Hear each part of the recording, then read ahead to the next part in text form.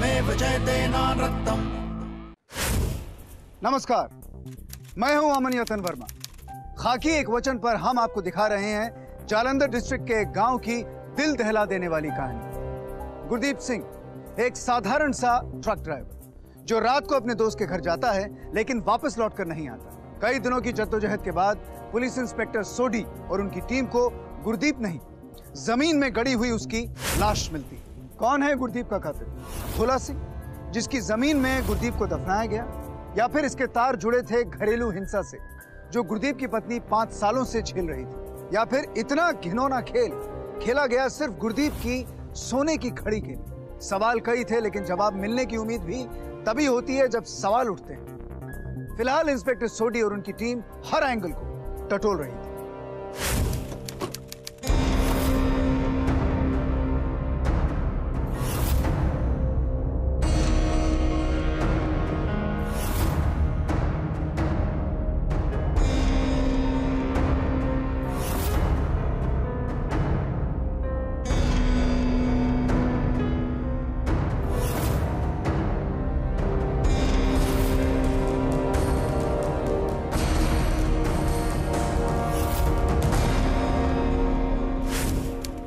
करतार सिंह, लालच अच्छों के बिगाड़ देता है।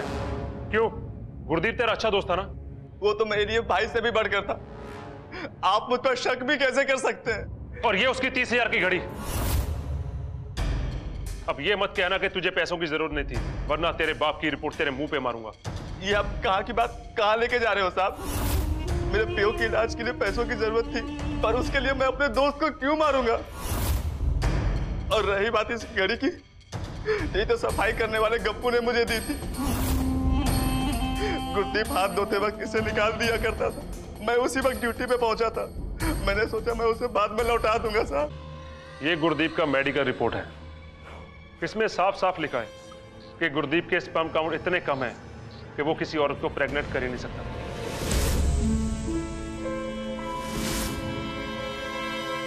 सच क्या है रानो जी, बताइए क्या है सच? 5 सालों तक उसके सारे अत्याचार सहती रही, उसका गुस्सा झेलती रही, उसकी लात घूंसे खाती रही। पता है क्यों? क्योंकि मेरे पास बच्चा नहीं था। और तो और कई बार तो मुझे ऐसा लगा कि मुझे मर जाना चाहिए, लेकिन मुझ में तो मरने की हिम्मत तक नहीं थी। पता है सर, जब हर रोज आपके साथ जानवरों जैसा सलूक होना और फिर कोई अचानक आपको इंसान का दर्जा देने लगे, यकीन मानिए सर, बहुत अच्छा लगता है। और मेरे साथ भी कुछ ऐसा ही हुआ।